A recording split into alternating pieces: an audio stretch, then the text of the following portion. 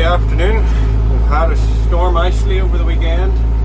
We had quite a bit of rain on Saturday night, Sunday morning, but it was fairly dry all day Sunday with real strong winds that did a fair bit of drying.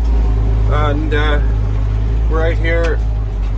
Earlier we cultivated the headlands off the wheat fields to leave them ready to sow tomorrow, and now we're on to our oats. This is stubble that's after wheat, and we're cultivating it now to put it into oats. Coming up really nicely. It was all scratched and kitted before, as you can see. Bits of grass, bits of volunteer wheat, etc. of all kitted. Great deal off the right up. Now we're in the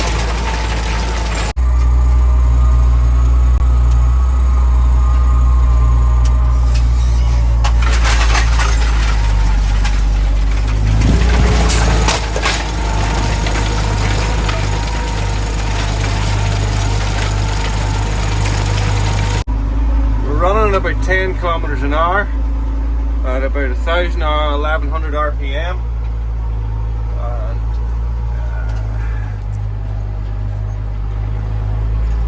so far we've done 10 acres. Stop here just so you can see it. So far we've done 10.5 acres. It's taken nearly 4 hours. A lot of that has been the headlands of those fields, so it's been slow. The machine's only been in the ground for 2.5 hours, and we've used 10 gallon of diesel. So it's 0.7 gallons to the acre, 4 acres to the hour, or 3 gallon of diesel per hour. We're going to work away getting this cultivated. It'll be dark soon, the camera will not work as well. And hopefully catch up with you tomorrow. We've got the drill back on. We're getting the headlands of the wheat finished off, and then we'll get started on these oats. We even got dust. We're changed since this morning.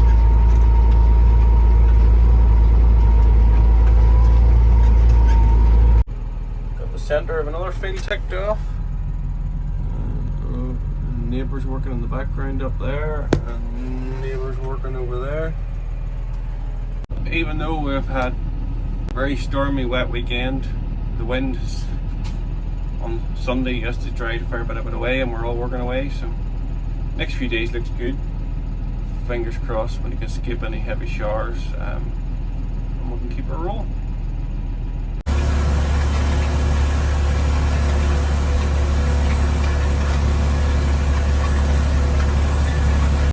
This is really handy. It's the first year I've really used it.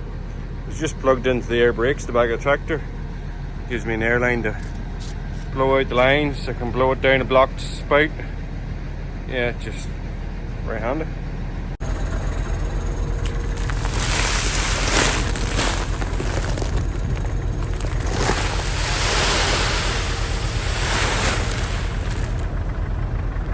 Got the oats in. Now we just need to set the rate for the oats, as many kilos to the hectare we want, and now we're going to run the meters and we'll get out. We need to just zero the scales here. Looks like with a low battery we're not getting any numbers. Might have to go and change the batteries. Yeah, no joy. Got her this time. Okay. Zero that. So that's, scales are on 0, so we've no weight on the bag. Yeah, this is the fiddly bit. Pop the bag under the meter unit.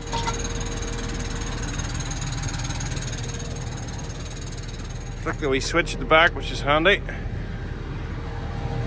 And we're metering out oats. One thing to remember is the fuller the bag, the more accurate. So you might think, oh, just throw a wee bit in quicker. The more we put in, the closer the percentage will be, and then when we do it the second time around, we're normally pretty close. These Horsch computers are pretty good at getting it right.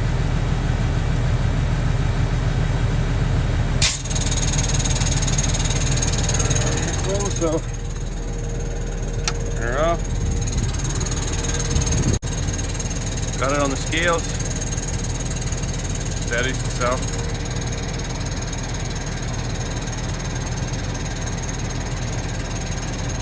4.38 kilos. And when we come to the computer, it still thinks it's sweet, so it's recorded 6.2, but we need 4.38. So just go and adjust these.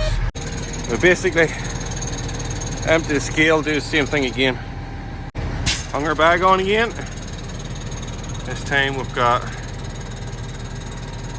3.83 and the screen's saying 3.85, so we'll adjust that to 3.83 and we'll be good to go.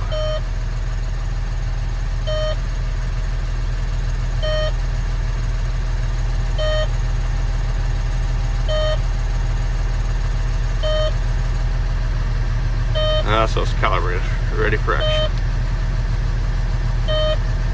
And that's our home screen. Always remember, close the flap.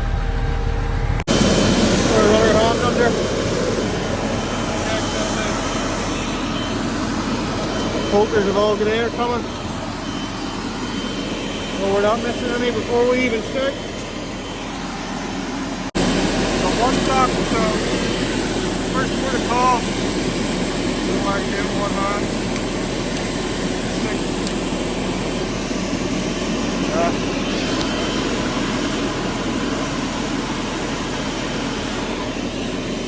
Stick the airline up the pipe, give it a blow out, see,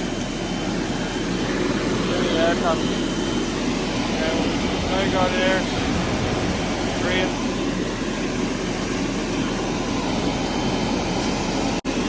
Pop that back on. Ready to go. In that block of wheat, it's saying we've used just over 4 ton, done 22 hectares, we've driven 75 kilometers, and it took 9 hours of machine working to do it. So we'll reset that all. Now for the oats. It's really simple things when you're in a hurry that can piss you off. That weight block sitting on the ground comes off the big tractor, no bother. 62.98, big iron, don't go low enough. Now I had to get a strap, left it with the telehandler and set it on. Oh. Massey Ferguson front linkage, Massey Ferguson front weight. Can't lift it off the ground. Then you end up with danger where you have to set it on a pallet, and then you have a ton sitting on a pallet, and the pallet cracks and the pallet breaks and the weight falls over, and then you have to start again. One good thing, mind you, about these weight blocks is they're perfectly balanced, so when you set it on the front linkage it will stay. Now I'm trying to film this and set it on. Probably not the wisest thing in the world.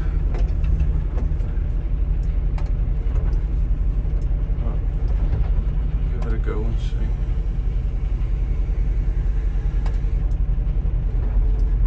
There we go.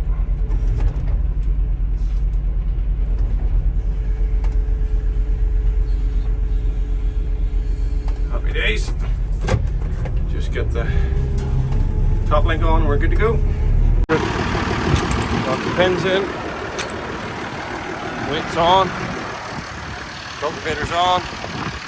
Get these headlands done, we're going to need new feet on, new points, but it should get us through. Just the headlands, these three, it feels through the night, that's the important bit. They're all linked in. Just check the others. Don't want to drop her off in the field. Yep, good to go. We're getting her well warmed up now. First real outing she's had this year. Generally on the planter and the potato harvester just ticking over. So it'll do her no harm to get warmed up a wee bit.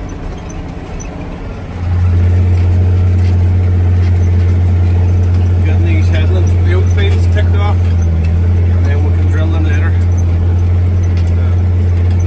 Funeral today has held us up a wee bit, but we can't make time for people like that.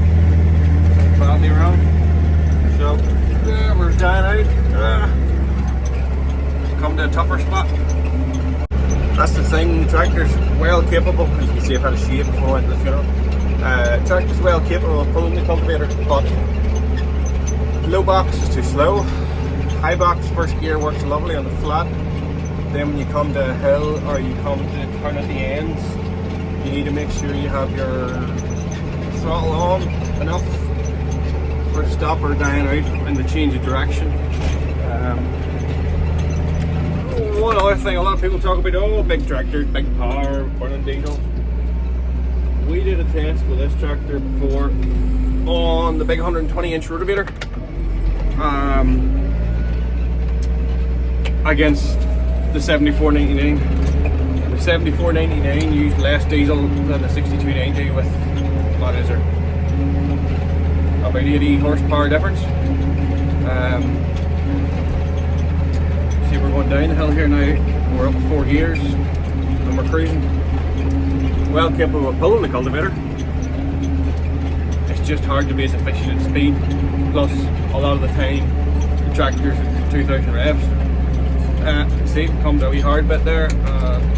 Died out. Whereas 7499 will just adjust the engine power and speed to match that and still be ticking along at 14 or 1500 revs. So we're not as efficient with this small tractor in terms of fuel usage. Well, 20 years ago this was a big tractor. We're not as efficient in terms of the time it's taking because there's more speeding up and slowing down.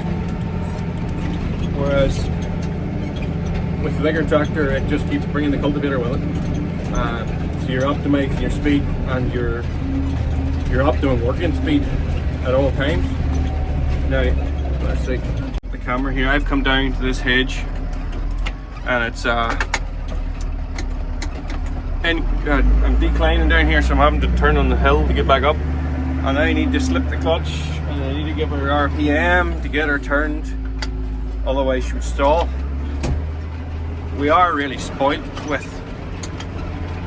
vario gearbox and just fill the throttle and flick the lever back and forward and the tractor will go as and where and it'll find its comfortable RPM, its comfortable speed. Will not be putting pressure in the engine or the clutch and it'll just do it nice and steady and comfortably, smoothly and with less operator stress and frustration. I love driving this 6290 from the fact that old school and proper noise and all that, but it's definitely not the most efficient way of doing this job. But it's the tractor we have. It has its place. It's ideal for the potato harvester. It's ideal for the potato planter, and we want to keep the drill on the big tractor. Those things are, not that they're a pain to hook up, they just take a bit of time and you don't, like I say, just starting off there with no power, dead. And we're down to 1A, boom, got the revs up and away she goes. See, torque's kicked in and we're away. Can't afford to let her die out. But let's get the job done, it's allowing the drill to stay on the other tractor. It's the most efficient use of two machines we've got. Following that conversation, it's time for a bite of dinner. The kids are going out to GB. Well, which one would you choose? Your bank manager says there's a blank check. Buy one of the two. 2003 6290, 2010 7499.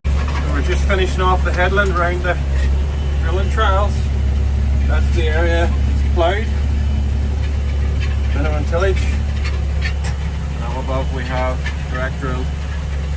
For anybody that's not familiar, there's various ways of establishing a crop, some moving more soil than others. Some advantages to moving more soil to try and get a better seed germination, so better establishment.